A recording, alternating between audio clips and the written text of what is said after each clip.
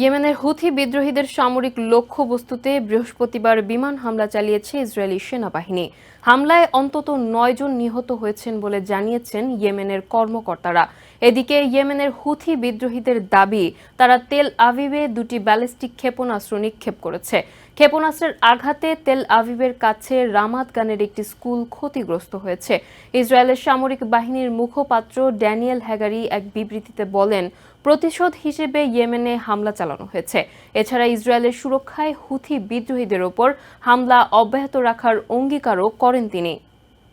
প্যালেস্টাইনের গাজা ও পশ্চিম তীর, লেবানন এবং সিরিয়ার পর এবার মধ্যপ্রাচ্যের আরেক দেশ ইয়েমেনে হামলা শুরু করেছে ইসরায়েল। বৃহস্পতিবার ইসরায়েলের হুথি বিদ্রোহীদের সামরিক লক্ষ্যবস্তুতে বিমান হামলা চালানোর খবর জানায় ইসরায়েলি সামরিক বাহিনী। এই হামলায় কমপক্ষে ৯ জন নিহত হওয়ার তথ্য নিশ্চিত করেছে ইয়েমেন কর্তৃপক্ষ।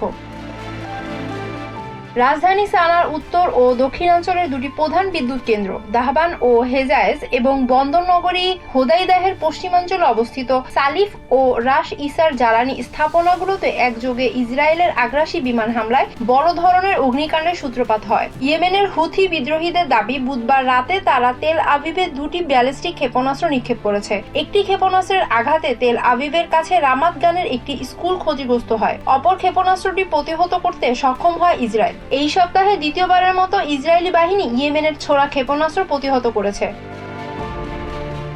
এদিকে হুথি বিদ্রোহীদের ক্ষেপণাস্ত্র হামলার জবাবে ইয়েমেনে পাল্টা আক্রমণ করা হয়েছে বলে বৃহস্পতিবার এক বিবৃতিতে জানিয়েছে আইডিএফ মুখপাত্র ড্যানিয়েল হ্যাগারি। হুথি বিদ্রোহীদের মধ্যপ্রাচ্যের শান্তির জন্য হুমকি হিসেবে উল্লেখ করেন হ্যাগারি। তিনি হুঁশিয়ারি দিয়ে বলেন, ইসরায়েলের সুরক্ষায় ইয়েমেনে হামলা অব্যাহত রাখতে তারা প্রস্তুত। গত বছর ইসরায়েল গাজায় হামলা শুরুর পর থেকে প্যালেস্টিনিয়ানদের সাথে সংহতি প্রকাশ করে হুথি বিদ্রোহীরা ইসরায়েলকে লক্ষ্য করে ক্রমাগত ড্রোন ও রকেট হামলা চালিয়ে আসছে।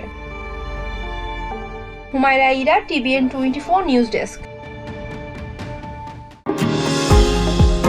নিউ ইয়র্ক থেকে সম্প্রচারিত TVN 24 টেলিভিশন বিশ্বজুড়ে বাঙালির কণ্ঠস্বর।